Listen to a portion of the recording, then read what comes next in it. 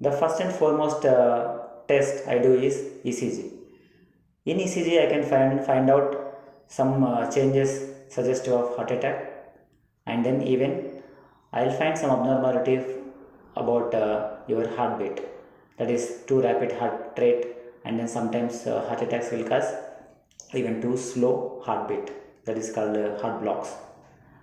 And then 50% of the time I may not find any changes in ECG also, but still there is a possibility that you being suffering with heart attack. So for that reason, usually we'll do repeated ECGs or sequential ECGs with a 30 minutes to 1 hour intervals. So sometimes they will manifest afterwards. The second investigation I suggest is 2D Echo Doppler, where we'll see the heart muscle in live. So we can see over to heart pumping, which is suggestive of any heart attack, and then what is the overall pumping, and then is there any complication because of heart attack, like leakage in valves, and then sometimes even complications like clot formation within the heart and even some muscle ruptures. So then afterwards, even I'll advise cardiac enzymes. So once there is a heart attack, so because the blood supply to heart muscle is disturbed or compromised, so then some amount of muscle cell injury will start. So then some cardiac enzymes which are part of the cardiac muscle cells, they will be released into your system, blood system. So by detecting these cardiac enzymes, so we can diagnose that patient had a heart attack. So these are called troponin and creatine phosphokinase. So these things also we'll do periodically, like with 6 to 12 hours interval we'll repeat, and then if the serial ECGs and then cardiac enzymes and then 2D echo, if all are normal, then probably we are not suffering with a major heart attack. But still, the possibility of minor heart attack are also called as unstable angina. So which may predispose to impending major heart attack. It cannot be excluded.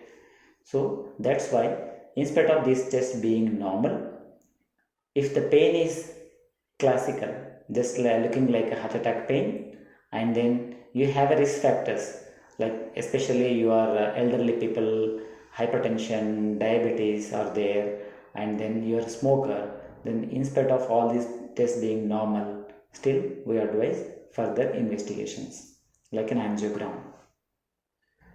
Some times, if all tests are normal and then you are not that much high risk, then we may do treadmill test.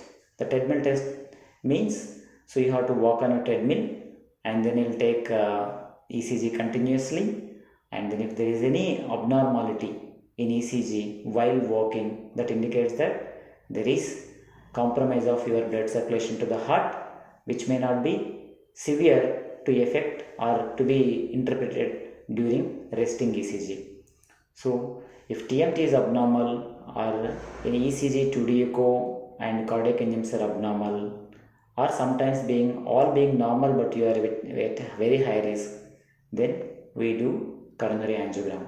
Angiogram is the most accurate test to detect the heart attack. Here we'll pass a small catheter or tube through the hand vessel, and then through that we will reach the heart vessel which supplies blood circulation to the heart, that is called coronary artery, and then we'll give some contrast agent or dye through that. So once the dye fills the blood vessels, we'll do imaging. So by assessing that imaging, we'll be knowing whether the artery is blocked or not, and then what is the severity of the block, and then whether there is any narrowing of the blood vessel or not, how many are there, everything will get details in this angiogram.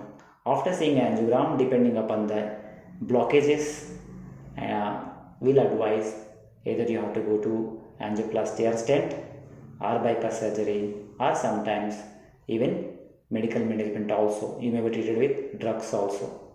So these are the tests being done for a chest pain, but heart attack is a clinical diagnosis, especially angina or minor heart attack is a clinical diagnosis. So here your clinical picture and complaint is taken into consideration, not the investigations. So if there is a high suspicion, just follow the doctor.